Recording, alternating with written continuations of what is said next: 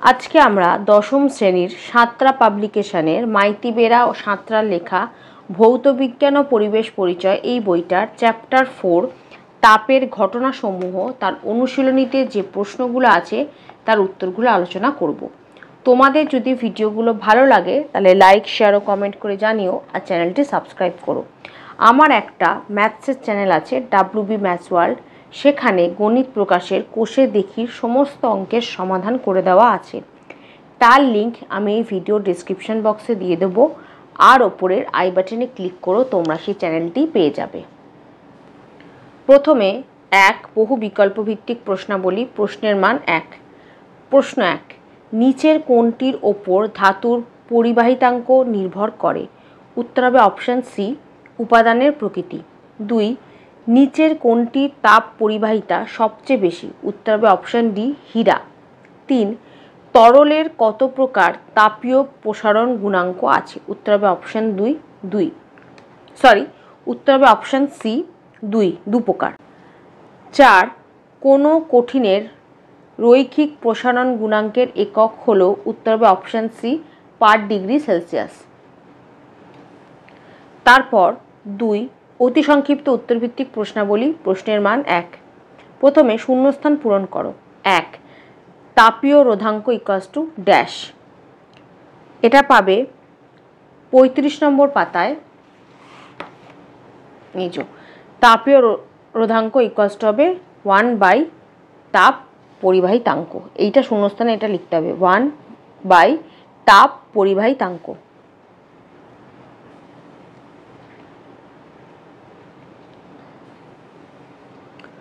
2, পিতলের দৈর্ঘ্য প্রসারণ গুণাঙ্ক লোহার চেয়ে ড্যাশ। উত্তর হবে বেশি।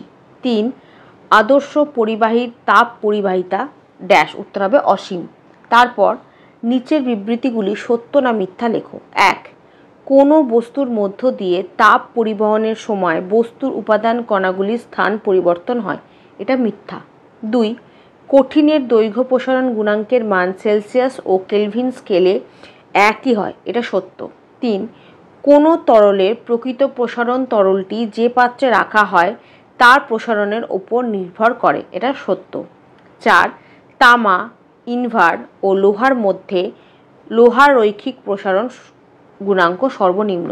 এটাও মিথ্যা। তারপর এক কথায় উত্তর দাও।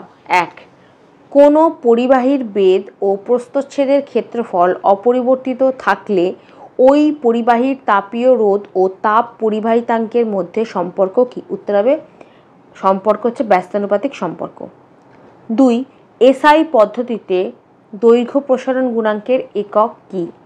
এটা হবে কেলভিন বা পার কেলভিন বা কেলভিন টু দি পাওয়ার -1। 3, থার্মোমিটারে কোন নীতির প্রয়োগ করা হয়? উত্তর হবে পারদের তাপীয় প্রসারণ। 4, তরলের আপাত ও প্রকৃত প্রসারণ গুণাঙ্কের মধ্যে কোনটি তরলের নিজস্ব বৈশিষ্ট্য? উত্তর হবে প্রকৃত প্রসারণ গুণাঙ্ক। 5, তাপ পরিবাহিতাঙ্কের এসআই একক কি? উত্তর হবে watt per metre per kelvin. 6, কঠিন পদার্থের ক্ষেত্রে দৈর্ঘ্য ক্ষেত্রফল ও আয়তন প্রসারণ গুণাঙ্কের মধ্যে সম্পর্কটি লেখো। 30 নম্বর পাতায় এই বক্সের মধ্যের অংশটা লিখবে alpha equals to beta by 2 equals to gamma by 3। এই বক্সের মধ্যে অংশটুকুনি লিখবে। 7, তাপ প্রয়োগে তরলের আয়তন প্রসারণের একটি উদাহরণ দাও। 30 নম্বর পাতায় একদম শেষের দিকে এখান থেকে এতটা।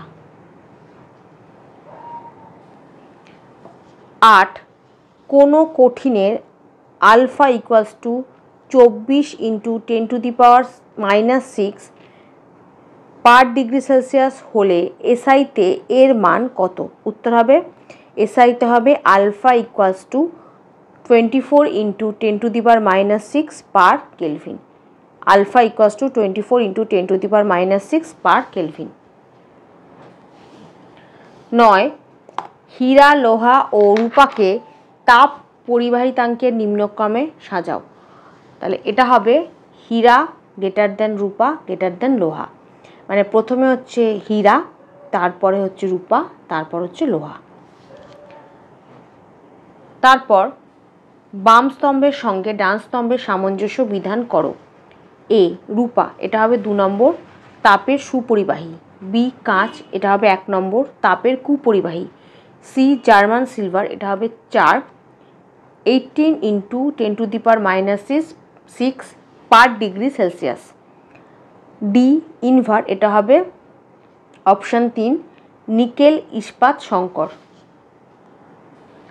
তারপর 3 সংক্ষিপ্ত উত্তরভিত্তিক প্রশ্নাবলী, প্রশ্নের মান 2। প্রশ্ন 1, বোতলের গলায় গরম জল ঢাললে আটা ছিপি আলগা হয় কেন? 28 নম্বর পাতায় এখান থেকে এতটা, শুধু এই একটুখানির পর লিখবে গরম জল ঢেলে, মানে উত্তরটা লিখবে, আমি পুরোটা একবার বলে দিচ্ছি। কোনো কাঁচের শিশি বা বোতলের মুখের ধাতব ঢাকনা অনেক সময় এমনভাবে আটকে যায় যে একে সহজে খোলা যায় না। সে সময় ঢাকনাটিকে একটুখানি গরম জল ঢেলে উত্তপ্ত করলেই তা সহজে খুলে যায়। এক্ষেত্রে উত্তপ্ত অবস্থায় ধাতব ঢাকনার ব্যাসের তাপীয় প্রসারণ হয় বলে এইরূপ ঘটে। এখান থেকে এতটা লিখবে, মাঝখানে এই একটুখানির পর লিখে দেবে গরম জল ঢেলে উত্তপ্ত। একটুখানি আর উত্তপ্তের মাঝখানে এই কথাটা লিখবে গরম জল ঢেলে, যেহেতু আমাদের প্রশ্নে এটা দেওয়া আছে। 2, দুটি বিভিন্ন ধাতুর পাত শক্তভাবে জোড়া লাগিয়ে উত্তপ্ত করলে বেঁকে যায় কেন?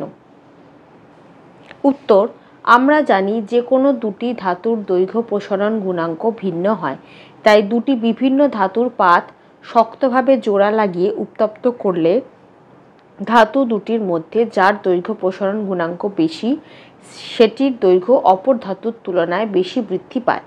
ধাতু দুটির এই অসম দৈর্ঘ্য বৃদ্ধির জন্য দুটি ধাতু দিয়ে জোড়া লাগানো ওই পাত উত্তপ্ত করলে বেঁকে যায়। 3, তরলের প্রকৃত প্রসারণ গুণাঙ্ক কাকে বলে? এটি কি ধারক পাত্রের উপাদানের ওপর নির্ভর করে? প্রথম প্রশ্নটার উত্তর পাবে 31 নম্বর পাতায়। এই যে প্রকৃত প্রসারণ গুণাঙ্ক, এখান থেকে এতটা। আর পরের প্রশ্নের উত্তর লিখবে হ্যাঁ করে, মানে এটি ধারক পাত্রের উপাদানের উপর নির্ভর করে। 4, একটি কঠিন পদার্থের ক্ষেত্রফল T1 কেলভিন উষ্ণতায় A1 মিটার স্কোয়ার ও T2 কেলভিন উষ্ণতায় A2 মিটার স্কোয়ার। ওই কঠিন পদার্থটির ক্ষেত্র প্রসারণ গুণাঙ্কের গাণিতিক রূপটি একক সহ লেখো। এর উত্তরটা লিখবে, এই অঙ্কটার হচ্ছে গাণিতিক রূপটা লিখবে A2 = A1 second bracket 1 plus beta first ব্র্যাকেটের মধ্যে T2 minus T1 first bracket close, তারপর second bracket close, metre square, square metre বা মিটার স্কোয়ার।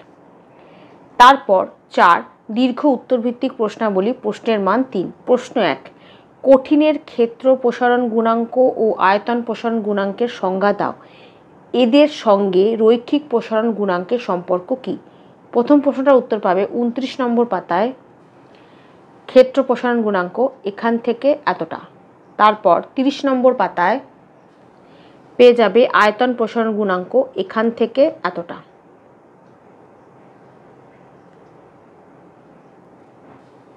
আর মধ্যকার সম্পর্ক লিখবে এই বক্সেরটা, alpha = beta by 2 = gamma by 3।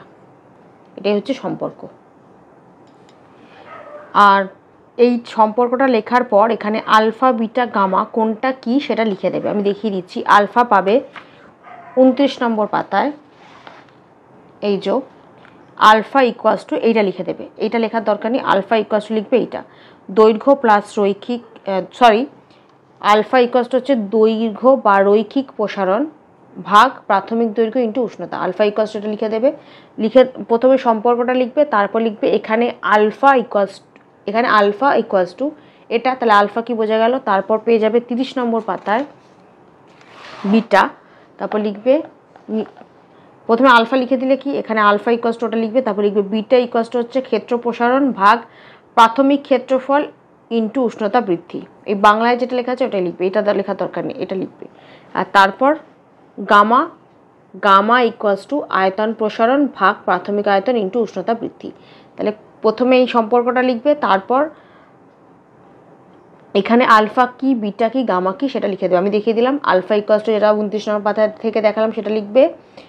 প্রথমে সম্পর্কটা লিখবে, তারপর লিখবে এখানে আলফা ইকুয়ালস টু, যেটা দেখালাম 29 নম্বর পাতা থেকে লিখে দেবে। তারপর বিটা ইকুয়ালস টু এটা, গামা ইকুয়ালস টু এটা লিখে দেবে।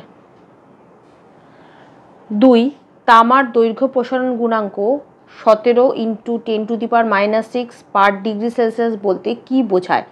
এই মান কেলভিন স্কেলেও একই থাকে কেন?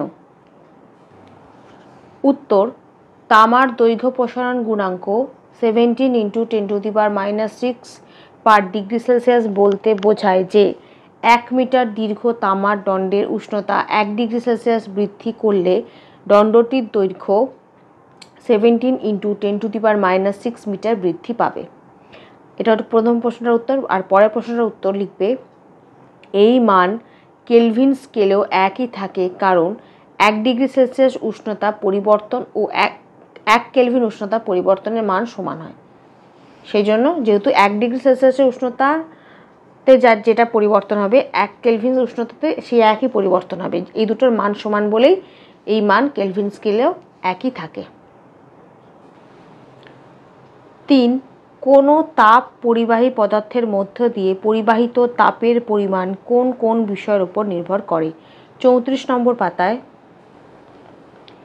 এখান থেকে এতটা, মাঝের এই হলুদ অংশটা লিখবে না, বাকি এখান থেকে এতটা। 4, স্থির চাপে গ্যাসের আয়তন প্রসারণ গুণাঙ্ক কাকে বলে? এর মান কত? 32 নম্বর পাতায় প্রথম প্রশ্নটার উত্তর লিখবে এখান থেকে এতটা, আর মানটা পেয়ে যাবে 33 নম্বর পাতায়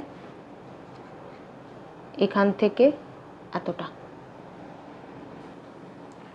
5, তাপ পরিবহন ও তড়িৎ পরিবহনের মধ্যে দুটি সাদৃশ্যের উল্লেখ করো।